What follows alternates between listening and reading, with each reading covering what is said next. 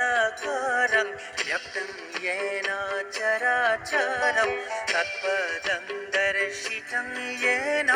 तस्मै श्री गुरवे नमः गुरवे नमः गुरवे नमः अखण्डमण्डलाकारं व्याप्तं येन चराचरं तत्पदं दर्शितं येन तस्मै श्री गुरवे नमः गुरवे नमः गुरवे नमः अखण्डमण्डलाकारं व्याप्तं येन चराचरं तत्पदं दर्शितं येन तस्मै श्री